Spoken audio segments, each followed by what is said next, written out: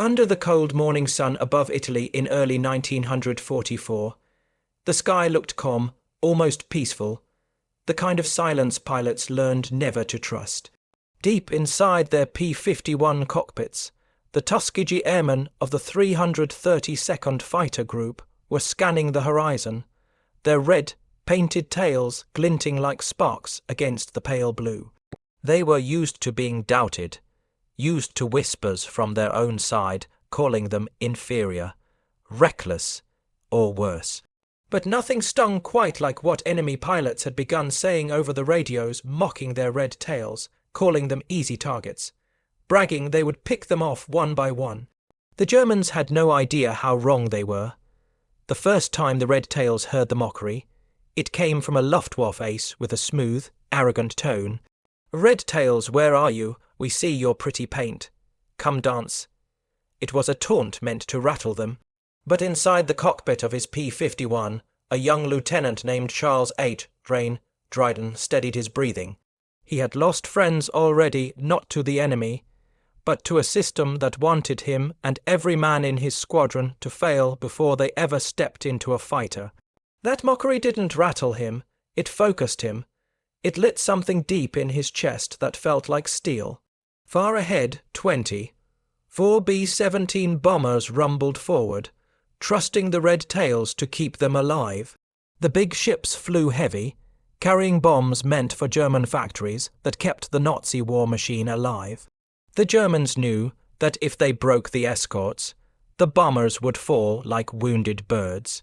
So they came fast, Messerschmitts sliding out of the sun, yellow noses flashing, engines screaming through thin air. Dryden saw the enemy swarm first. He pushed the throttle hard. His P-51 leaped forward with a metallic roar. Red tails engaging. He called out, his voice steady, almost cold. Behind him, Captain Clarence Lucky, Lester and Lieutenant Wendell Prout tightened formation, diving in perfect synchronization. They had trained for this moment, trained harder than anyone, because they had to fight 2 wars at once, one in Europe and one back home where people still doubted they even belonged in. Cockpit, the Germans split into 3 groups, confident and aggressive. One pilot radioed another joke, calling the red tails American circus clowns. The words barely finished before Dryden's guns opened fire. The first burst ripped straight through a Messerschmitt's engine cowling, the enemy plane bursting into smoke. The German ace who had mocked them made a sharp turn, disbelief hitting him like a punch. The circus clown had just drawn first blood. For the next minute, the sky became a spinning, twisting maze of metal and fire. The red tails stayed glued to the bombers, their proud rule. Stay with the heavies, no matter what. But when the Germans tried slipping past, the Tuskegee pilots cut them off again and again. Each maneuver crisp, aggressive, beautiful in its precision. Lucky Lester caught an enemy fighter diving toward a B-17's blind spot. He rolled, fired, and watched the canopy explode off the German plane as the pilot bailed out. The radio crackled with German frustration. The mocking stopped. The laughter died. Something had changed, and the Luftwaffe could feel it. More enemy fighters poured in, determined to break the bomber line. Prout saw 3 attacking from the north and climbed sharply, climbing higher and higher until his P-51 trembled. Then he snapped downward, diving straight through the center of the formation. His guns tore into 2 fighters, the third panicking and spiraling away. The bomber crews cheered, watching the red tails dance with impossible skill. Word began spreading among American bomber pilots. These guys don't leave you. Not ever, and word spread among the Luftwaffe too.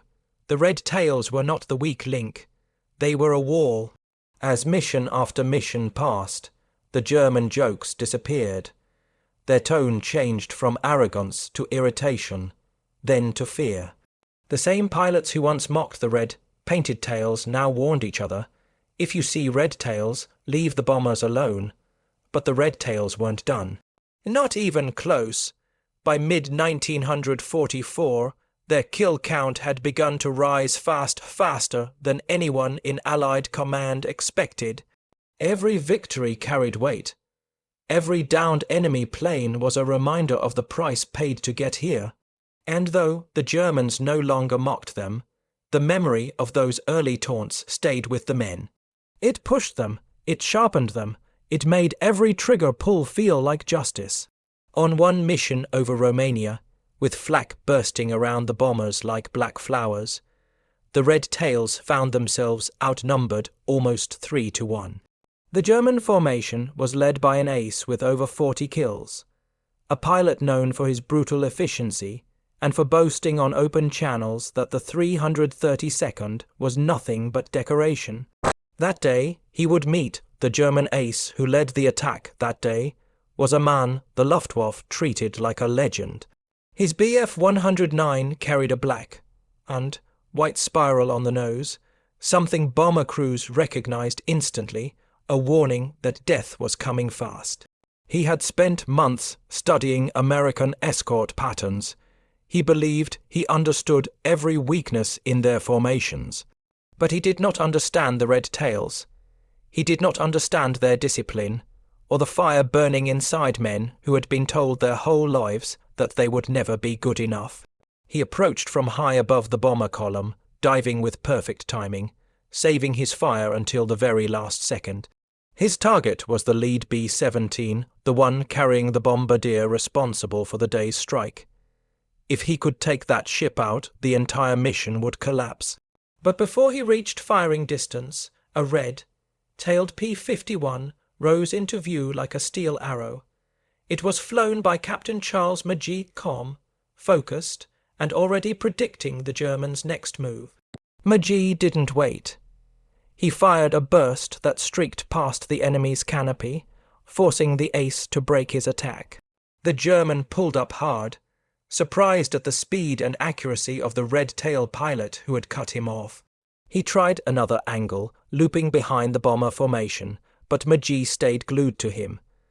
Every time the German repositioned, the red tail was there, blocking, anticipating, countering. The ace grew frustrated, then reckless. He rolled into a steep dive, hoping to shake the American, but Magee followed him straight down, wings trembling under the pressure, refusing to give an inch. Below them, the rest of the red tails were locked in their own battles. 8 Rain Dryden and Lucky Lester flew wing to wing, shredding a pair of German fighters trying to slip beneath the bombers. Prout broke off to chase another enemy plane, threatening the tail of the formation. Everywhere the Germans pushed, the red tails pushed harder. By the time Magee and the German ace leveled out, they were flying low over a patchwork of fields and factories. The ace swung his fighter into a sharp turn, firing short bursts meant to test the American's nerve. But Magee didn't flinch. He saw an opening and took it, a perfect deflection shot that caught the Bf 109 as it crossed his sights. The bullets chewed through the German's fuselage. Smoke poured from the engine. The enemy ace tried to climb, tried to regain altitude, tried to escape, but his aircraft wouldn't respond. He leveled out for a moment, canopy shaking, trailing a long grey plume. Magee watched as the German pilot opened his cockpit, looked back once, and then bailed out. His parachute blossomed behind him, drifting slowly toward the fields below. The legend of the Luftwaffe was out of the fight. Back in the sky above, more red tails slipped in to fill the gap, keeping the bombers safe as they pushed closer to their target. The German formations broke apart. Some attempted one last attack, but were met by disciplined bursts of 50 caliber fire. Others turned back completely, unwilling to risk more losses. The bomber crews looked out from cracked, shaking windows and saw red-tailed fighters holding the line like guardians carved from iron. When the B-17s finally released their bombs over the Romanian refinery, the shockwave rumbled through the sky. The mission was a success, and it had been earned through blood, skill, and unbroken determination.